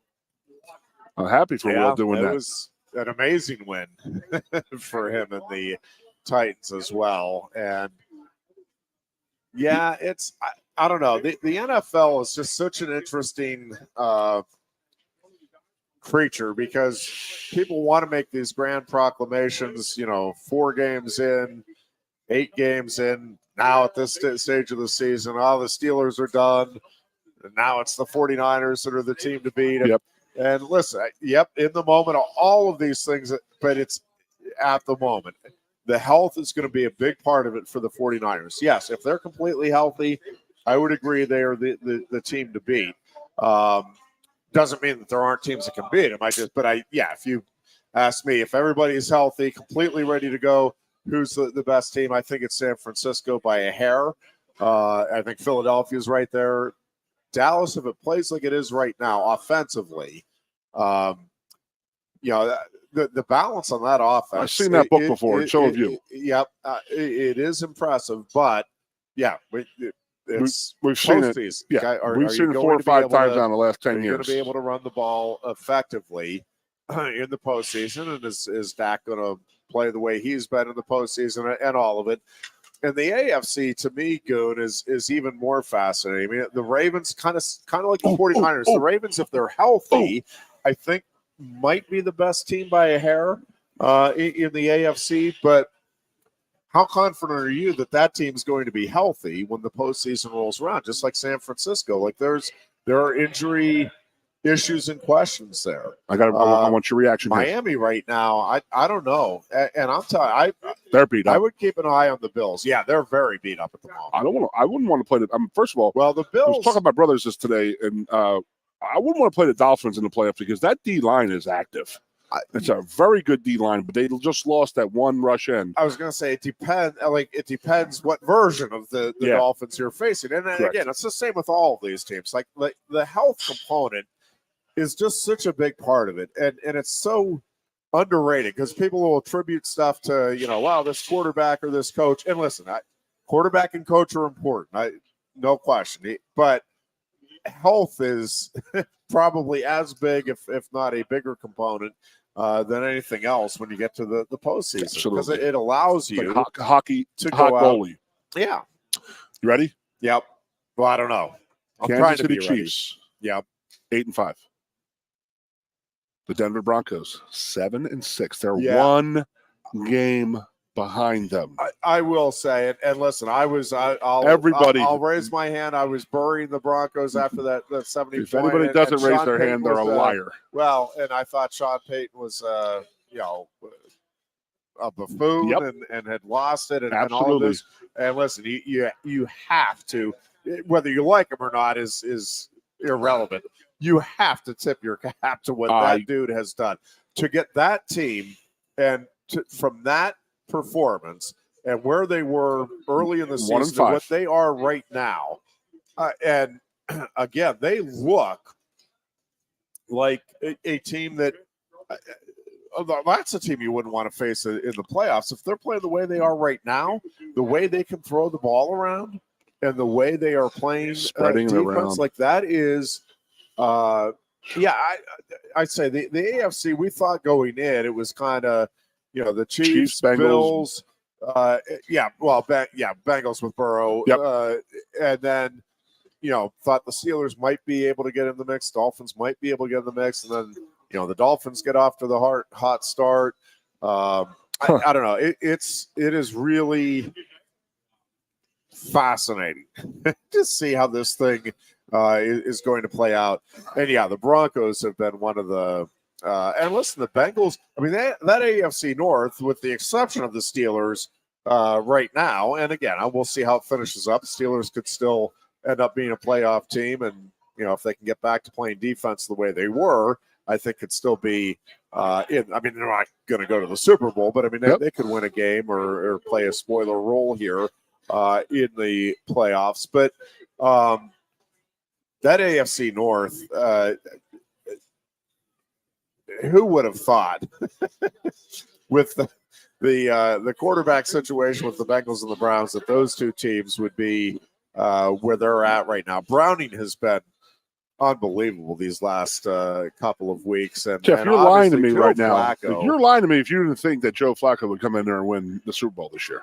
I'm telling you, Joe Flacco, and the thing with Flacco is I think there's, and it is kind of neat when you get players at the end of their careers that just have that different perspective and can bring, obviously, the many vast experiences that Flacco has. I don't know. It is going to be interesting to see how this season finishes up for a bunch of these teams. And I do think the playoffs, I mean, in the NFC, it still feels to me like I know there's a lot of things that could still happen. I will grant you that. At the end of the day, it still feels to me like it's the 49ers and the Eagles. And now, I think you have to throw the Cowboys into the mix. But, like it feels, and maybe I'll be thrown for a loop, and it'll be the Packers in the Super Bowl. But it feels like you kind of know the Super Bowl representative from the NFC is going to come from those three, is what it feels like to me. And I think at the end of the day, it's going to come from either the Eagles or the 49ers. I still think those two teams, Cleveland and the Eagles, are in the Super Bowl if they're healthy. Listen, I think the AFC is the one that is truly wide open. Like it would not be shocking to see Kansas City get back there, right? Like I mean, that, with what they have, like that's still very much a possibility. I also won't be shocked if Kansas City gets bounced in the opening round. Like but the same thing. But like it wouldn't shock me if Buffalo ends up being the AFC team in the Super Bowl. Wouldn't shock me if they don't get past the. It wouldn't shock me if they don't get in the playoffs this year, and go right down. I mean, Ravens. I'm telling you, Bengals. If Browning can play the way he has, and I don't know if he can do it consistently, but man, I would not rule them out. I would not rule the Dolphins out. I never saw even the Browns. The Dolphins the are way fast. that defense is playing. The Broncos. I mean, like it is the AFC to me feels, as we sit here today, like wide open. Like there are probably at least 6 teams, and there might be 8 or 9 that I'm like, yeah, I could see them being. End up getting on a hot streak here and being the team that gets to the Super Bowl from the AFC. I think I saw something today where I think like 25 teams are still in the playoff run. Yeah, I think Carolina Panthers 4 games left. Yeah, Carolina's the only one. I mean, Arizona winning a couple games. They have 3 wins now. The Patriots winning last week. Yeah. Well, 2 against the Steelers. So, sorry about that. Yeah, I'm just. I can see how sorry you are about that. I feel horrible about that. Yeah, but it's like, the NFL's always wanted parity. You're really, really getting it. You're not having anybody just running away with it. I mean, the 49ers, they had a little lull this year where they lost a couple in a row, and they can go right back into that lull. I mean, the Eagles they're in the midst of a lull right now, but again, they had played 6 just bare games in a row right now. So, yeah. I mean, that was 100% expected. I mean, I expect the Cowboys to dip a little bit with the conference that they have. Oh, by the way, we're not talking about Detroit either, out of nowhere. Yeah. How they have really, I mean, they've dipped a little bit recently. I think they're starting to dip. Yeah, but the fact that they got where they were at with who they've been the last few years, yes, great sign. But yeah, I mean, the parity in the NFL is fantastic right now. I mean, like again, we can sit here and say I can give you 6 teams in the AFC and 6 teams in the NFC, and we can't say, well, they're guaranteed, because the Cowboys, the Eagles, 49ers, I mean, who's coming out of the North? That is a good question. Minnesota with that Vikings, 3-0 victory. Lions are all. The Packers look like crap last night. Yep. The Lions are rocking. But they have a pretty favorable schedule down the stretch. Green Bay does. Yeah, okay. They showed it. I'm forgetting. Atlanta, New Orleans. On paper, that would be 4 wins. But again, Steelers, you would have thought would have had at least a win in the last 2 games at home. Is Jacksonville? Yeah, they're pretty tough. But I can't. I mean, Cleveland. They took them out. I mean, they Cleveland. Did you watch any of that game? I did not. Sunday's not good for you. So no, I did not see any of it. Lawrence is at a high ankle sprain 6 days before. Yeah. Misses practice all week. Didn't practice all week, and he was off. Like, him being off is better than your backup quarterback, or to even put him in there and say, hey, let's give the kid a shot. Yeah, I wonder about that sometimes. Yeah. Where he wasn't himself. He was not himself. It was bothering him, but he still played through it, and hat is off to the man for getting through it, because that's an inspiration to him and his teammates. His teammates can't sit there and say, I can't play this, because, dude, he's playing with a busted up ankle. Yeah. But if you're not moving the ball offensively, you're throwing interceptions, and the coach has got to think like, all right, you know what? Let's put the backup in for a series, see what we got here, see if it is Lawrence or the team's just stale today. Yeah. Real quick, Goon, your thoughts on defensive coordinator here for Penn State? I hope we stay with Poindexter. I really do. I want to stay in house. The more I've been thinking about it, the more that just feels like the right move for this team right now. It just feels like you have things cooking on defense, and it feels like the smoothest transition would be that. And unless James Franklin is seeing something, and obviously he's around these guys on a daily basis, but I can't imagine if you're seeing something that would cause you concern for elevating them that you'd keep them, right? I mean, James has been pretty good about, hey, if this isn't working, I don't know.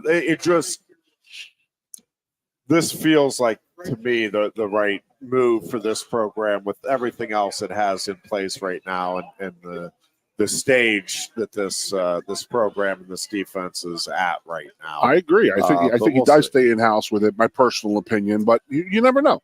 Yeah. I mean, getting Manny.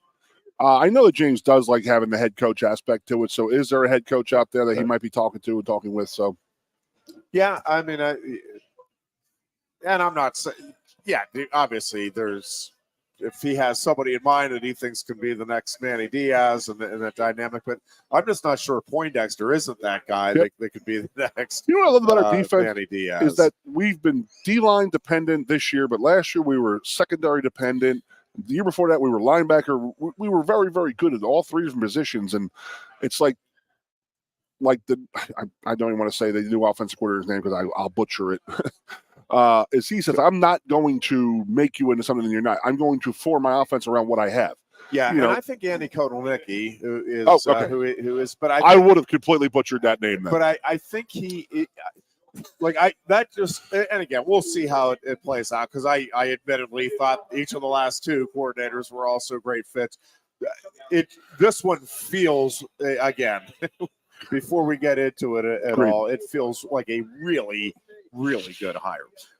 That is going to wrap up our show today. We will be back on Thursday, and we'll talk to you then. Until then, be good and be safe. Coast into fall with a new Kia from Lion Country Kia. Right now, get a 24 Kia Seltos for 5.25% APR for up to 48 months. A new Sportage plug-in hybrid at 0.9% APR. Check out our 23 Sorrento hybrid for as low as 4.5% APR. And don't forget, all 2023 and 2024 Kias come with a 10-year, 100,000-mile limited warranty. Stop in and meet with one of our sales experts today and coast into fall at Lion Country Kia. We want to see you in a Kia.